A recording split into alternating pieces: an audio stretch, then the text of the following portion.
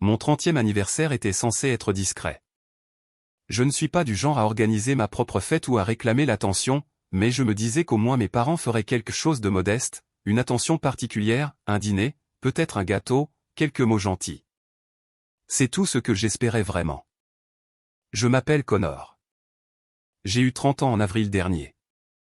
Je dirige une petite agence de design depuis mon appartement en ville. Rien de gigantesque, mais c'est à moi. J'ai toujours été celui qui réussit en silence dans la famille. Je suis présent. J'aide quand on me le demande. Je ne fais pas d'histoire. D'aussi loin que je m'en souvienne, ma sœur Mallory a toujours été au centre de l'attention. Et d'une manière ou d'une autre, peu importe ce qui arrive, en bien ou en mal, tout finit toujours par ramener à elle.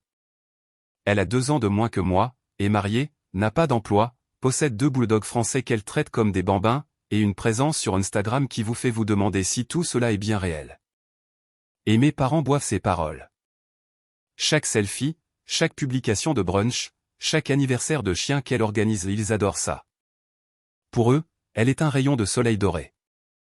Et moi? Je suis le fils fiable, celui qu'on appelle quand l'imprimante ne se connecte pas au Wi-Fi ou quand quelqu'un a besoin d'aide pour déplacer un canapé.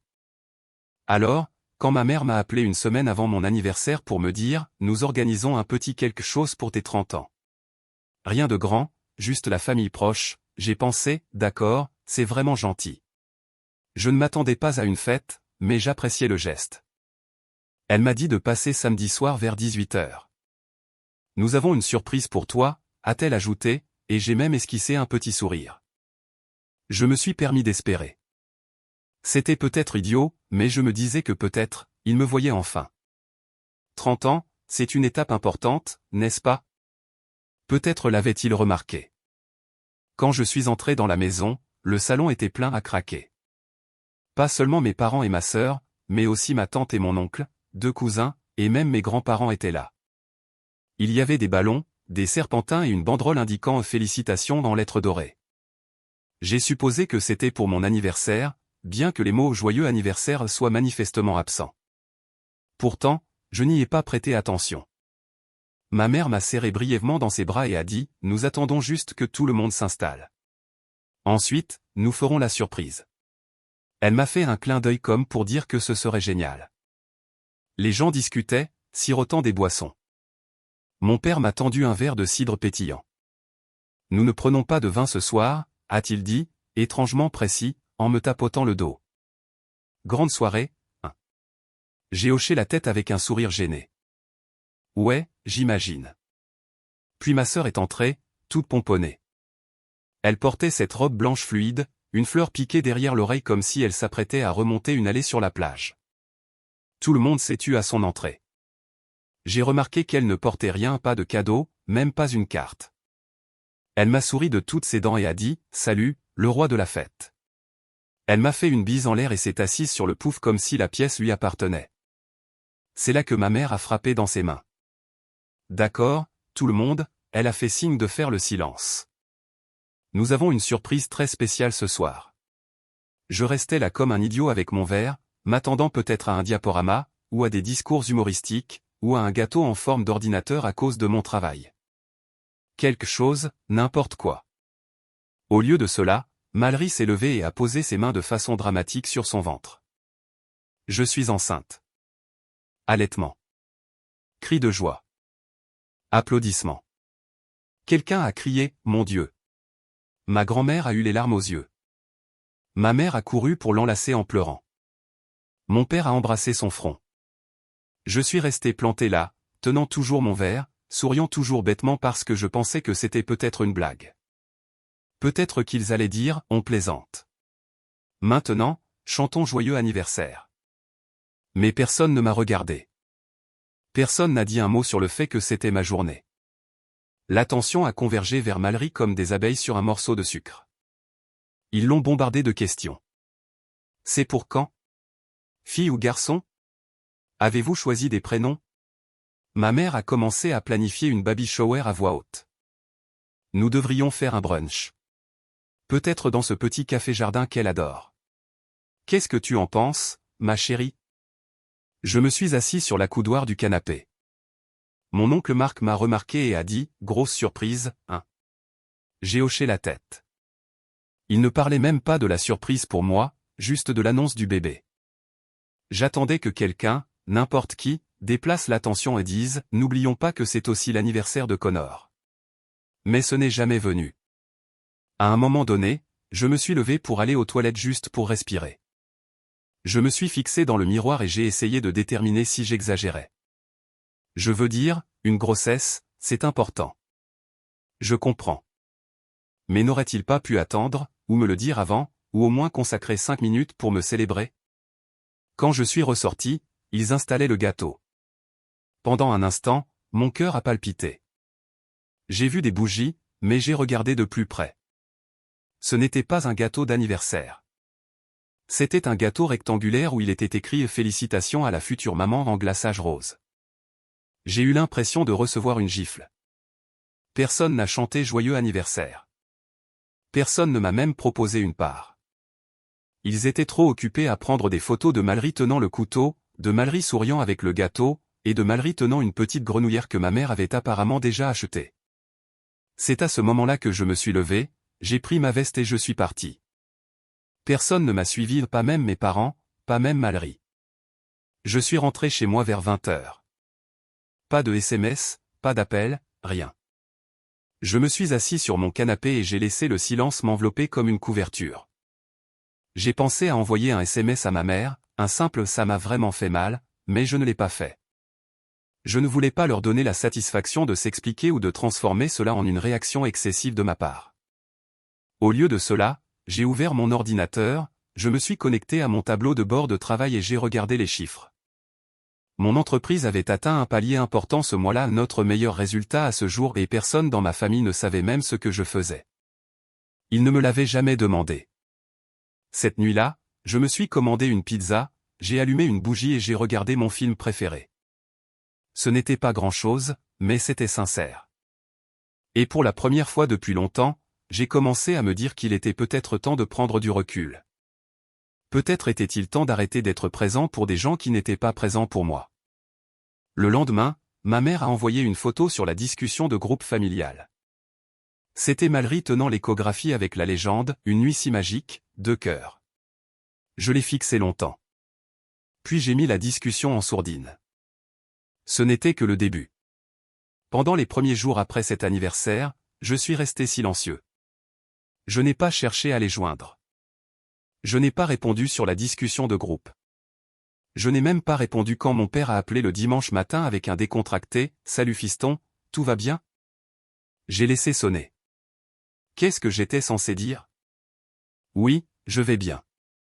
Merci de ne pas avoir souligné mon anniversaire pendant que toute la famille élargie célébrait l'utérus de ma sœur. Non merci.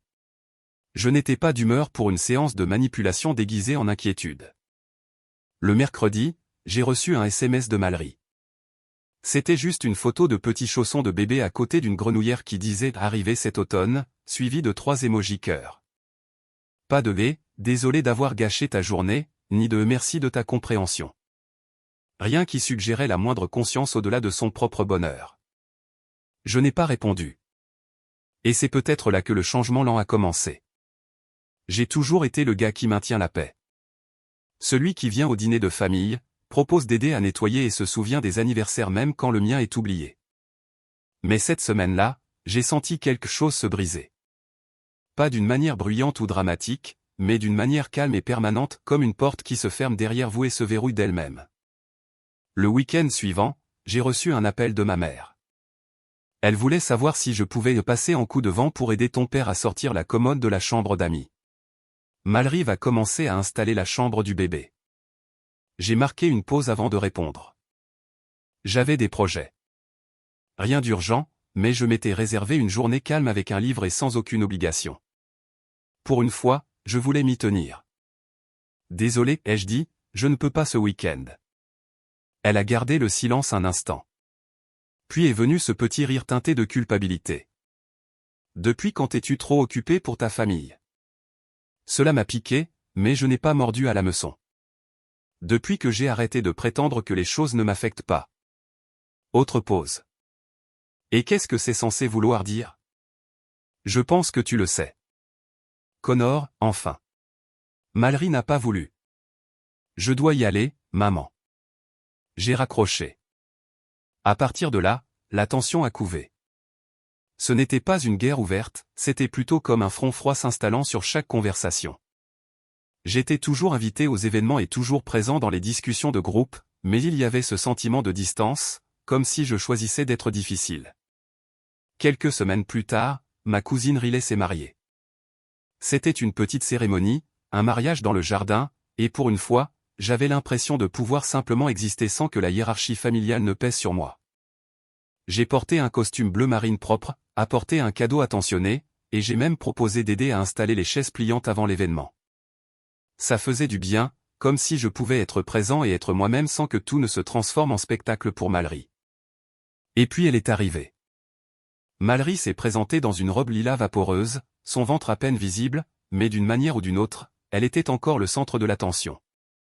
Elle a fait une scène en serrant la mariée dans ses bras, a fait un petit tour sur elle-même, et bien sûr, a apporté une copie encadrée de son échographie en guise de cadeau parce que rien ne symbolise mieux la famille que la génération suivante.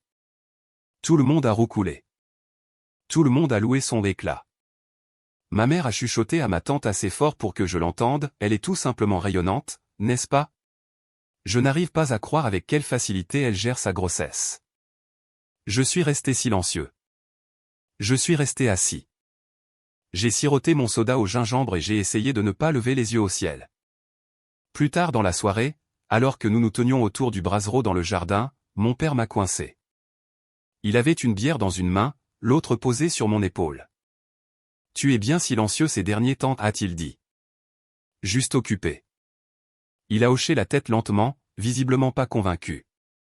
Tu sais, Mal traverse beaucoup de choses. Cette grossesse c'est important pour elle et pour nous.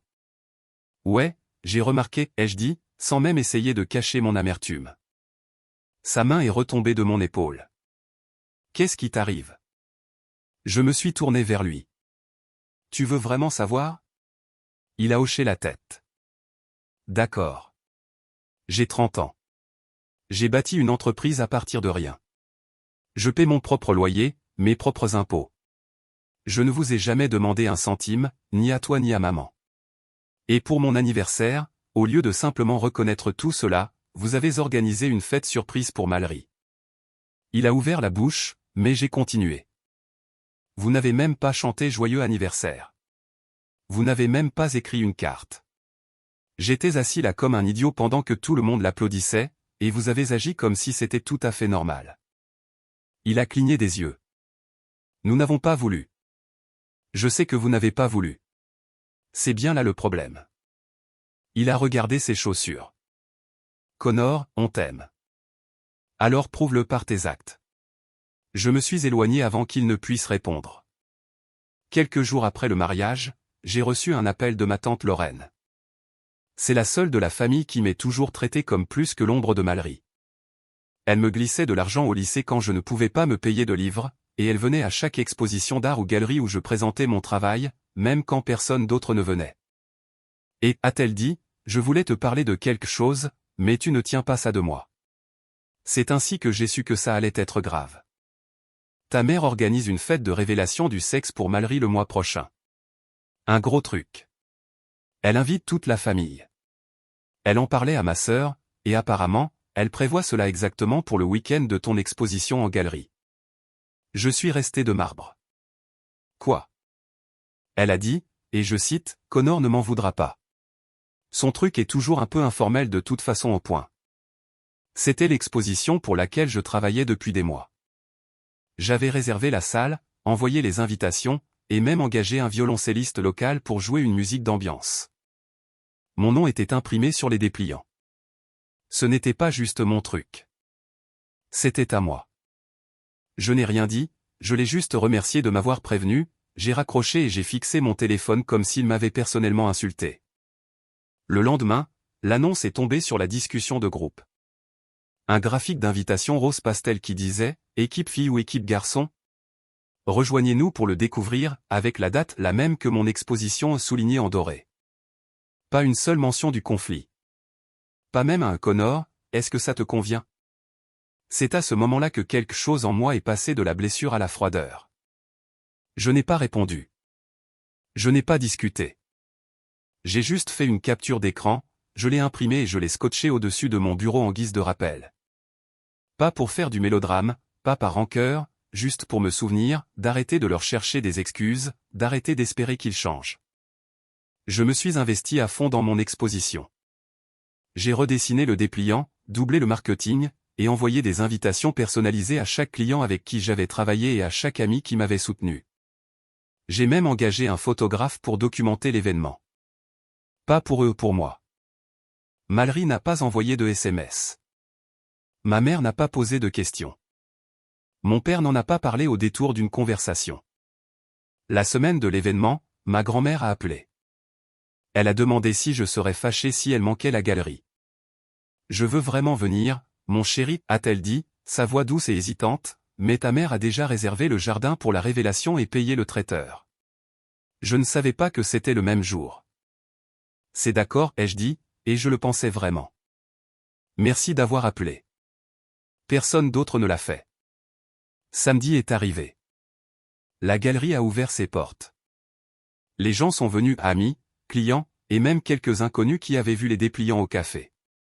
Ce n'était pas massif, mais c'était chaleureux, authentique, vrai. J'ai vendu 3 pièces. J'ai reçu une offre pour une commande. Quelqu'un d'une agence de design du centre-ville m'a demandé si je serais ouvert à une collaboration. Je savourais ce succès quand j'ai reçu le SMS. C'était de ma mère, une photo de Mallory debout devant une fontaine, tenant un ballon qui venait d'éclater. De la poudre rose partout. Elle rayonnait. Mes parents l'encadraient, portant tous deux des badges C'est une fille.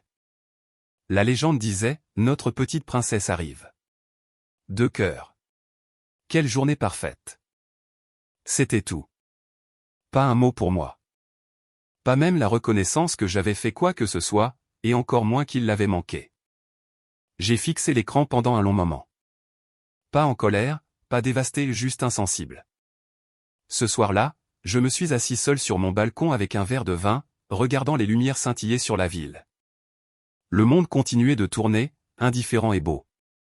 Et j'ai réalisé quelque chose, je ne leur devais plus ma présence.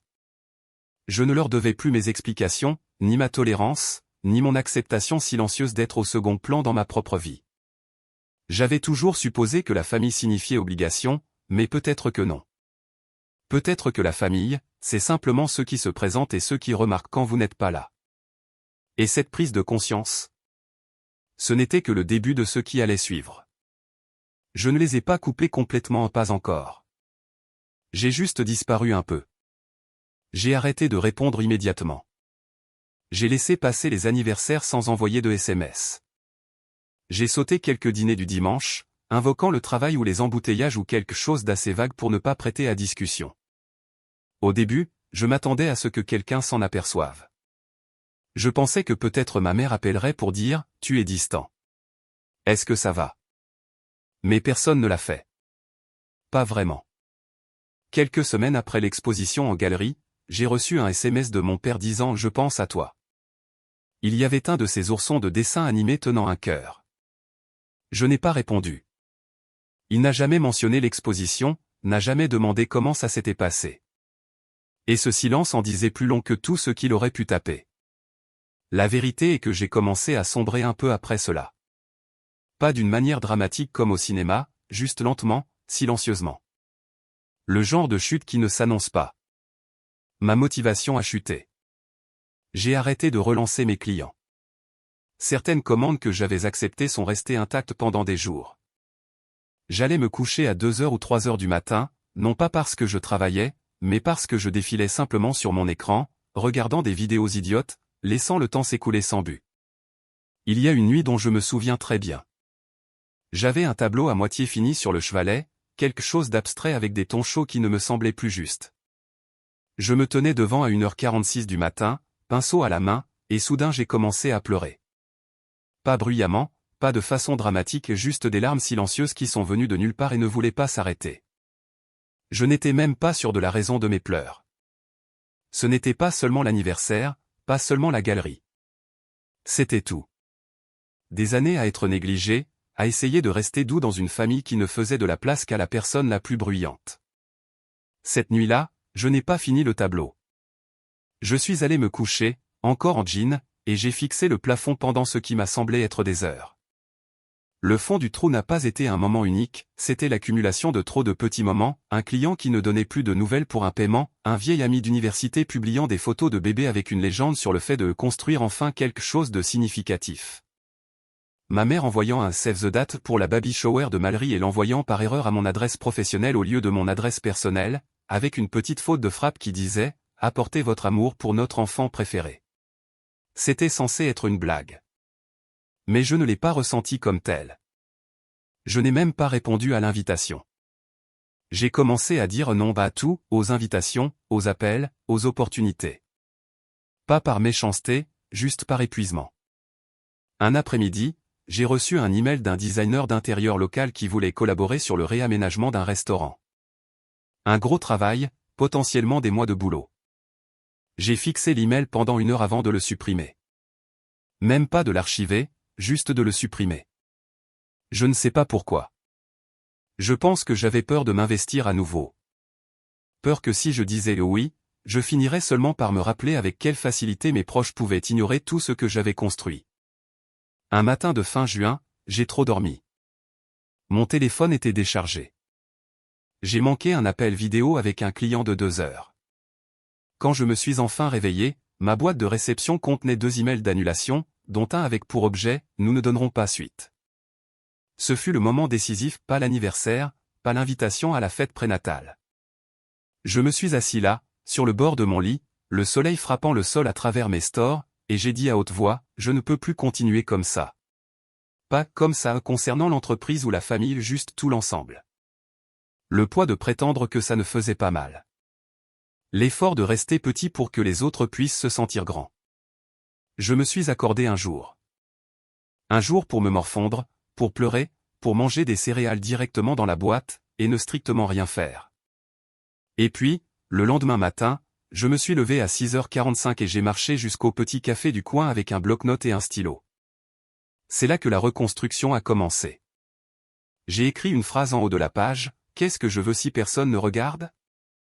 Il m'a fallu des heures pour y répondre. Mais à midi, j'avais une courte liste. Certaines étaient modestes, réparer le site web, envoyer un email au client que j'avais ignoré. D'autres étaient plus audacieuses, organiser une exposition solo, postuler pour cette bourse pour laquelle je m'étais toujours dit que je n'étais pas qualifié, créer un cours pour les jeunes designers qui n'ont pas fait d'école d'art. Au cours des semaines suivantes, j'en ai fait une routine. Des marches matinales, un café, une page d'objectifs, puis 2 heures de travail. Ni plus, ni moins. Je n'essayais pas de me sortir de la douleur à force d'acharnement. Je voulais simplement avoir l'impression de bouger à nouveau. Je n'ai rien dit à personne, ni à mes parents, ni à Mallory, pas même aux quelques amis qui prenaient des nouvelles de temps en temps. J'ai gardé cela secret, comme quelque chose de fragile que je n'étais pas encore prêt à expliquer. J'ai commencé petit. J'ai reconstruit mon site web à partir de zéro, j'ai nettoyé mon portfolio et j'ai contacté 3 anciens clients juste pour dire « Et, j'ai apprécié travailler avec vous. J'espère que vous allez bien. » 2 ont répondu, l'un m'a réembauché. Cette victoire, aussi petite soit-elle, m'a fait l'effet d'une bouffée d'oxygène. Puis est arrivé quelque chose d'inattendu. Un ami d'un ami m'a recommandé à une organisation locale à but non lucratif qui avait besoin d'aide pour l'image de marque d'un programme artistique communautaire. Il ne pouvait pas payer beaucoup, mais il proposait un espace de studio en échange.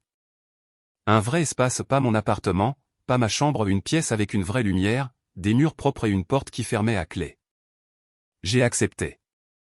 Je n'ai pas prévenu mes parents. Quand ma mère m'a envoyé un SMS pour me demander si je viendrais accompagner à la fête prénatale de Mallory en juillet, j'ai répondu que je serais hors de la ville. C'était techniquement vrai. J'avais déjà réservé un Airbnb à 1 heure au nord, près d'un lac, juste pour le week-end. Pas de Wi-Fi, seulement des livrets du silence. La fête prénatale a eu lieu sans moi. Le groupe de discussion a été inondé de photos, Mallory avec une couronne de fleurs, des ballons en forme de biberon, un gâteau de couche qui semblait avoir pris 4 heures à construire. Pas un seul message demandant où j'étais. Pas un seul, tu nous as manqué. Et curieusement, je m'en fichais. Pas de la manière amère et rancunière d'autrefois. Je m'en fichais sincèrement. J'étais assis sur un quai avec un carnet de croquis sur les genoux et une tasse de café bon marché à la main. Et pour une fois, mon monde semblait complet sans eux. De retour au studio, j'ai commencé à travailler sur une nouvelle série. Pas de commande, pas de demande, juste à moi. Des expressions abstraites de silence, d'espace et de distance. J'ai appelé la série « Out of Frame ». Il s'agissait d'être là mais invisible, présent mais périphérique. J'ai postulé pour une exposition d'art avec jury en ville. J'ai failli ne pas cliquer sur envoyer, ma souris a survolé le bouton pendant une minute entière. Puis j'ai pensé à cette photo de ballon rose le jour de mon anniversaire, et j'ai cliqué. 3 semaines plus tard, j'ai reçu un courriel, « Félicitations, votre travail a été sélectionné ». Je l'ai fixé pendant une minute entière, attendant qu'il change. Puis j'ai ri aux éclats, un vrai rire à bout de souffle. Je n'avais pas réalisé depuis combien de temps je n'avais pas ri comme ça. La soirée d'ouverture était en octobre. Une petite galerie, rien de chic, mais de vraies personnes, de vrais critiques, de vrais collectionneurs. Je n'ai pas invité ma famille, pas par méchanceté, juste par souci de clarté. Ils ne connaissaient pas cette version de moi, et je n'avais pas besoin qu'ils la valident. Une semaine avant l'exposition, j'ai reçu un message vocal de Mallory. Elle disait qu'elle allait accoucher d'un jour à l'autre et que cela compterait beaucoup pour elle si je venais à l'hôpital à l'arrivée du bébé. C'est vraiment important pour moi qu'elle sache que son oncle est là dès le début. Je l'ai écouté 2 fois. Puis je l'ai supprimé non pas parce que je m'en fichais, mais parce que j'apprenais enfin la différence entre la culpabilité et l'amour. Le matin de l'exposition, j'ai repassé mon seul blazer. J'ai pris le train tôt, je me suis tenu devant mes œuvres avant l'ouverture des portes, et j'ai simplement respiré. J'avais créé quelque chose que personne n'avait demandé. Quelque chose qui n'avait pas besoin d'applaudissements pour avoir de l'importance.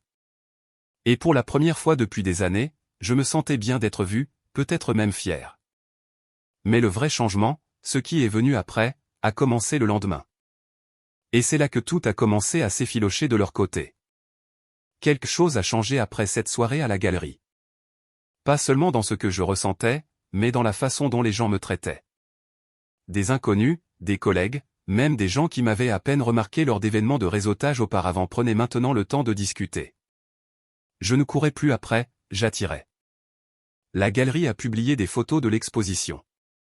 L'une d'elles, me montrant devant ma série, Out of Frame, a suscité un engouement surprenant en ligne. Un journaliste qui couvrait la scène artistique locale m'a envoyé un message pour me demander si je serais ouvert à un court portrait. Une semaine plus tard, l'article était publié sous le titre « L'art discret d'être ignoré et de riposter ». Je ne l'ai pas partagé avec ma famille, mais quelqu'un d'autre l'a fait. Ce devait être quelqu'un de mon réseau ou peut-être un ancien camarade de classe, peut-être l'un des artistes présents. Quoi qu'il en soit, j'ai reçu le SMS de ma mère à 11h42 un mardi. Waouh! Je viens de voir l'article. Pourquoi ne nous l'as-tu pas dit? Nous aurions été là. Aucune mention de l'exposition qui était déjà terminée. Pas de félicitations, juste de la surprise et cette culpabilité douce et familière, enrobée de sucre glace. Je n'ai pas répondu. À ce stade, je n'étais plus en colère. J'avais arrêté d'attendre quoi que ce soit de différent. J'étais passé à autre chose de toutes les manières possibles, sauf une, il restait une petite partie de moi qui voulait qu'il voie. Pas seulement mon art, mais la façon dont il m'avait traité pendant des décennies. L'effacement, le favoritisme, les années à avaler ma rancœur au nom du maintien de la paix. Et j'ai réalisé que je n'avais peut-être pas besoin de crier. Peut-être que je n'avais même pas besoin de confrontation. Peut-être avais-je juste besoin de leur donner la seule chose qu'ils avaient toujours attendu que je fournisse sans poser de questions, puis de la leur retirer. Et ainsi, l'idée m'est venue lentement, subtilement, comme une brume s'insinuant sous une porte fermée. Ma sœur avait donné naissance à une fille qu'ils avaient nommée Charlotte Grace.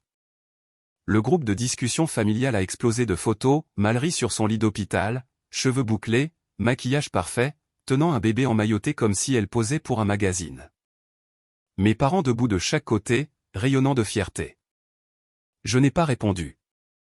Une semaine plus tard, mon père m'a envoyé un SMS, Mallory se demande si tu pourrais les aider à concevoir la chambre du bébé. Elle veut vraiment quelque chose de créatif, quelque chose que tu imaginerais. Peut-être de l'art mural personnalisé. J'ai fixé le message pendant 1 minute, puis une autre. Connor, nous te paierons, bien sûr. Et c'était là la fissure dans les fondations. Pas parce que j'avais besoin d'argent, mais parce que c'était la première fois qu'il proposait de payer pour mon travail. Pas une supposition du genre, Connor, peux-tu faire un logo rapide pour ton cousin, ou, Connor, tu es si doué, fais-nous un petit croquis. Une vraie offre impliquant du respect. C'était un appât. Mais cette fois, c'était moi qui tenais la canne à pêche. J'ai attendu une journée avant de répondre. Bien sûr, j'adorerais concevoir quelque chose pour Charlotte. Peut-être un thème complet, fresque, disposition des meubles, et même des idées d'éclairage. Quelque chose de vraiment spécial. Ils étaient ravis. Ma mère a envoyé des photos de la chambre d'amis qu'ils avaient aménagée pour Mallory et le bébé pendant que sa maison était en rénovation. Ma sœur est intervenue, je veux quelque chose de forestier mais onirique, pas trop cartoon. Tu vois ce que je veux dire, non? Je ne lui ai pas répondu tout de suite. Je me suis mis au travail. J'ai conçu 3 maquettes, chacune avec des palettes de couleurs détaillées, des croquis de concept et des planches de tendance. J'ai même inclus une illustration personnalisée d'un renard dormant sous un croissant de lune entouré de lucioles subtiles, beau, original. Je les ai envoyés à mes parents, pas à Mallory. Ils étaient enthousiastes. C'est magnifique, a dit ma mère lors d'un appel. Tu t'es vraiment surpassé. Elle va adorer ça. Mallory a envoyé un seul SMS, pas mal, mais peux-tu faire le renard en rose? J'ai ignoré le message. Au lieu de cela, j'ai imprimé les illustrations, je les ai encadrées et je les ai apportées au studio. J'ai commencé à documenter le processus, photos, vidéos, courtes légendes sur la signification de chaque pièce. Je ne concevais pas pour eux, je concevais pour l'idée d'eux pour ce qu'ils auraient pu être. Puis j'ai téléchargé toute la collection sur mi site web sous une nouvelle série, Inheritance. 5 pièces, une pour chaque étape d'une enfance passée inaperçue. Ce n'était pas seulement de mignons animaux de la forêt, c'était des métaphores. Un cerf solitaire au bord d'une prairie bondée. Un oiseau aux ailes liées par des rubans. Un ourson regardant dans un miroir brisé. Et au centre de la collection, le renard pas rose, juste endormi, en train de rêver. La phase suivante est arrivée discrètement. Un nouvel email est arrivé dans ma boîte de réception, une invitation à prendre la parole lors d'un sommet d'entrepreneurs créatifs au centre-ville. Apparemment, quelqu'un du comité d'organisation avait vu le portrait sur moi, avait suivi mon travail et pensait que j'avais une histoire qui méritait d'être partagée. Le sujet, trouver sa voix à travers l'absence. J'ai failli dire non. Parler en public n'était pas mon point fort. Mais l'idée de me tenir devant une centaine d'inconnus et de parler de ce que l'on ressent quand on est invisible, de créer malgré cela, a allumé une étincelle que je n'avais pas ressentie depuis des années. J'ai dit oui. L'événement était prévu pour la fin novembre. J'avais 2 mois pour me préparer. J'ai passé les petits matins à rédiger des notes au café, en construisant mon discours non pas autour de l'amertume, mais autour de la vérité sur ce que cela signifie d'être celui qui est discret dans une famille bruyante, sur la force de créer sans applaudissements. Un jour, alors que j'étais plongé dans l'ébauche de la dernière partie du discours, ma tante Lorraine est passée à mon studio sans prévenir. Elle avait vu la collection « Inheritance » sur mon site. Elle est restée longtemps devant la pièce du renard. « Connor » dit-elle doucement. « C'est magnifique, mais c'est aussi lourd. » J'ai hoché la tête. « Oui, ça l'est. » Elle m'a regardé. « Tu prépares quelque chose, n'est-ce pas ?» Je n'ai pas répondu tout de suite. Au lieu de cela, j'ai demandé « Tu te souviens de mon 10e anniversaire ?» Elle a penché la tête. Celui où Mallory s'est cassé une dent sur un trampoline et tout le monde a dû quitter la fête plus tôt? J'ai souri faiblement. Oui, celui-là. Elle a hoché la tête. Tu n'as même pas pu ouvrir tes cadeaux. Je ne sais toujours pas ce qu'était la moitié d'entre eux. Elle a expiré. Ils ne font pas exprès, tu sais. Je sais, mais ça ne veut pas dire que c'est correct. J'ai apprécié son honnêteté. Elle n'a pas essayé de les défendre, elle m'a simplement vu, comme elle l'avait toujours fait. Ce soir-là, je suis rentré chez moi et j'ai mis à jour le calendrier public de mon studio. J'ai ajouté le sommet. J'ai publié un extrait de mon discours, une seule ligne, parfois, les gens qui vous ont élevé vous ont tout appris, sauf comment être vu. Cela a suscité plus d'intérêt que tout ce que j'avais jamais publié. Et puis le message de ma cousine Nora est arrivé, je viens de voir ton post. Ta mère est en train de paniquer. Bien sûr qu'elle l'était. Je n'avais cité aucun nom.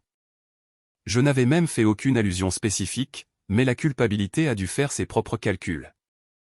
Le lendemain matin, ma mère a appelé. J'ai vu ton message, a-t-elle dit, comme si le mot était une chose amère sur sa langue. Oui. Est-ce que tu as l'intention de parler de nous? J'ai l'intention de parler de moi. Silence. Elle s'est raclé la gorge. Ça semble juste un peu ingrat. C'était là. Ce mot, ingrat. La plus vieille arme de l'arsenal familial, utilisée chaque fois que quelqu'un remettait en question le scénario. Je ne suis pas ingrat, ai-je dit calmement. Je ne veux plus faire semblant que rien de tout cela n'a fait mal. Elle n'a pas répondu, elle a juste mis fin à l'appel avec un ton crispé, eh bien, j'espère que ça se passera bien. 3 jours plus tard, j'ai reçu un SMS de Mallory. Pas de salutation, pas d'émoji. J'ai entendu dire que tu en faisais toute une histoire. Honnêtement, c'est un peu pathétique. Je n'ai pas répondu. J'ai pris une capture d'écran pas pour la partager, juste pour m'en souvenir. Le matin du sommet, je me suis habillé simplement, une chemise grise, un jean foncé, rien de voyant. J'ai apporté une seule impression du tableau du renard encadré, glissé dans un sac en toile. La salle était comble, des rangées de gens, des designers, des étudiants, des artistes, des parents. Je me tenais en coulisses à écouter l'orateur précédent parler du syndrome de l'imposteur. Quand mon tour est venu, je me suis approché du micro, le cœur battant, les paumes moites. J'ai commencé par une histoire d'anniversaire, d'une surprise qui n'était pas la mienne, de partir avant le gâteau. La salle était silencieuse. Puis j'ai parlé de ce qui est venu ensuite, l'absence, la reconstruction, la réalisation que le fait d'être invisible dans sa propre famille ne signifie pas que l'on n'est pas important. Que parfois, la vengeance la plus bruyante consiste simplement à devenir quelqu'un qu'ils ne peuvent plus définir. J'ai terminé avec le renard. J'ai brandi le tableau. Ceci, ai-je dit, est la dernière chose que j'ai jamais faite pour eux. Ils ne l'ont jamais vu. Ils ne la verront jamais. Mais moi, je l'ai vu, et cela suffit. Les applaudissements n'ont pas été tonitruants. Ce n'était pas explosif. C'était calme, chaleureux, réel. Après, des gens sont venus me voir, certains les larmes aux yeux, d'autres avec leurs propres histoires. Une femme m'a dit « merci ». Je pensais être la seule à me sentir comme l'enfant de l'ombre. À ce moment-là, j'ai compris quelque chose. Ce n'était plus une question de vengeance, c'était une question de clarté. Mais la pièce finale, ce qui est venu ensuite, allait tout changer. Je ne m'attendais pas à ce que mon histoire se propage. Je pensais que ce serait une petite ride dans une communauté de niche. Mais le discours du sommet a été enregistré, et une semaine plus tard, il a été publié sur YouTube par les organisateurs. Cela a commencé lentement à quelques centaines de vues, quelques commentaires réfléchis et puis quelqu'un sur Twitter a partagé un clip avec la légende « Si vous avez déjà été le frère ou la sœur oublié, cela va vous bouleverser ». À la fin du mois, il y avait plus de 600 000 vues. C'est là que les retombées ont commencé. Je n'ai pas cité de nom dans le discours. Je n'ai jamais dit Mallory, je n'ai jamais mentionné mes parents, mais je n'en avais pas besoin. Les gens qui me connaissaient d'anciens camarades de classe, des cousins éloignés, même certains collègues de mon père ont reconnu l'histoire, ont reconnu les schémas, et plus important encore, ils ont commencé à parler. Un cousin a commenté la vidéo, j'étais à cette fête d'anniversaire. Je me souviens avoir trouvé bizarre qu'il n'ait pas chanté pour lui. Ce n'était pas une question d'attention. Ce n'était même pas une question de validation. C'était une question de visibilité. Et enfin, j'étais vu pleinement, clairement, selon mes propres termes. 3 jours après que la vidéo a atteint 250 000 vues, ma mère a appelé. J'ai laissé sonner vers la messagerie vocale. Puis elle a envoyé un SMS, « Nous devons parler ». Elle s'est présentée à mon studio 2 jours plus tard, sans prévenir. Elle a frappé une fois et est entrée comme si nous étions encore en 2009 et que je vivais à la maison. Elle avait l'air fatiguée, pas en colère, juste épuisée. Comme quelqu'un qui avait gardé un secret qui venait enfin d'éclater. Je ne savais pas que c'était si grave, a-t-elle dit doucement, en regardant les tirages sur le mur. Je ne savais pas que tu te sentais aussi invisible. Je n'ai rien dit. J'ai juste attendu. Tu avais toujours l'air d'aller bien. J'ai arrêté de vous montrer quand ce n'était pas le cas, ai-je dit, parce que ça ne changeait rien. Elle s'est assise sur le banc en face du chevalet où l'impression du renard était encore posée. Ce tableau, dit-elle en le désignant. C'est celui-là, n'est-ce pas? Celui de ton discours. J'ai hoché la tête. Elle l'a regardé pendant un long moment. C'est beau et triste. C'est les deux, ai-je dit. Comme beaucoup de choses. Le silence s'est étiré entre nous, un silence pesant. Puis elle a demandé, pourquoi ne nous l'as-tu pas dit plus tôt? Cela m'a fait rire doucement, sans humour. Je l'ai fait. De 100 façons différentes. Vous n'écoutiez pas, c'est tout. Elle n'a pas discuté. Je lui accorde cela. Elle ne s'est pas mise sur la défensive, elle n'a pas pleuré. Elle a juste hoché la tête comme une femme qui voyait enfin les fissures dans la maison qu'elle avait construite et qui ne pouvait plus prétendre qu'il s'agissait simplement du tassement du terrain. Je suis désolée, a-t-elle dit. Pour tout ça. J'ai hoché la tête, parce que je la croyais et que je ne la croyais pas à la fois. Ce week-end-là, c'était le baptême de Charlotte, un autre événement rempli de couleurs pastel. Ma mère m'a demandé si je viendrais. Cela compterait beaucoup pour Mallory, a-t-elle dit. Je ne suis pas sûr que ce soit vrai, ai-je répondu. Mais j'y suis allé. Pas pour faire la paix, pas pour être inclus, mais pour rendre quelque chose. J'ai apporté un cadeau, une version encadrée du tableau du renard. Mais celui-ci n'était pas l'original, il était légèrement modifié. Le renard dormait toujours enroulé sous la lune, mais les rubans qui retenaient autrefois ses pattes avaient disparu. À leur place se trouvait de l'herbe tendre. Et au loin, à peine visible, une autre silhouette plus petite, observant, seule. Je l'ai remis à Mallory moi-même. Ses lèvres se sont serrées en une ligne fine alors qu'elle le regardait. J'ai vu la lueur dans ses yeux, la reconnaissance, l'inconfort, le calcul. C'est magnifique, a-t-elle dit. J'ai hoché la tête. C'est une pièce unique. Elle l'a passée à son mari sans un mot de plus. Plus tard, alors que je me tenais près de la table du buffet, mon père s'est approché. Il me regardait comme s'il ne savait pas trop quoi dire, alors je l'ai dit pour lui. Je sais que tu pensais faire de ton mieux. Il a hoché la tête. C'est vrai. Et je sais que ce dont j'avais besoin ne ressemblait pas toujours à ce dont Mallory avait besoin. Il a soupiré. Nous aurions dû faire plus attention. J'ai bu une gorgée de ma boisson. Oui, mais maintenant vous ne pouvez plus prétendre que vous ne l'avez pas vu.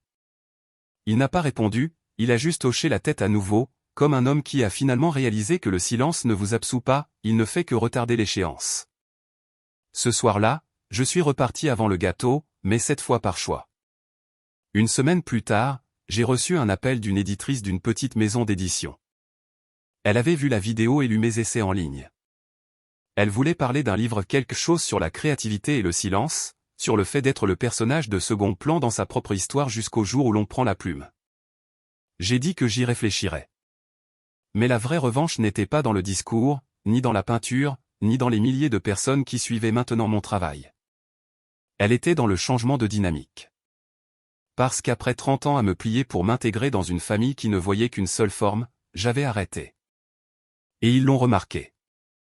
Ils n'ont pas couru après moi, et ils ne se sont pas excusés comme je l'avais espéré autrefois, mais ils ont changé juste assez pour savoir que je ne serai plus jamais oublié. La pièce finale est arrivée en décembre. Mon père m'a invité à un petit dîner juste nous trois, lui, ma mère et moi. Pas de décoration, pas d'annonce, pas de discussion sur le bébé, juste une soirée tranquille. À la fin du repas, il m'a tendu une boîte, petite, sobre. À l'intérieur se trouvait un carnet de croquis avec une couverture en cuir noir, le genre que je transportais partout au lycée avant que quiconque ne prenne mon art au sérieux. À l'intérieur, sur la première page, il y avait un mot écrit de la main de mon père, « Nous avons manqué beaucoup de choses, mais nous te voyons maintenant. » J'ai refermé le carnet et je l'ai glissé de nouveau dans la boîte. Merci, ai-je dit. Ce n'était pas un pardon, mais c'était une reconnaissance. Et pour moi, cela suffisait. Alors que je rentrais chez moi ce soir-là à travers les rues froides et calmes, J'ai pensé au garçon que j'étais autrefois, celui qui attendait que quelqu'un applaudisse, chante, prononce son nom. Et j'ai pensé à l'homme que j'étais devenu. Puis j'ai souri et j'ai murmuré les mots que j'avais l'habitude d'attendre, joyeux anniversaire, Connor. Et cette fois, je le pensais vraiment.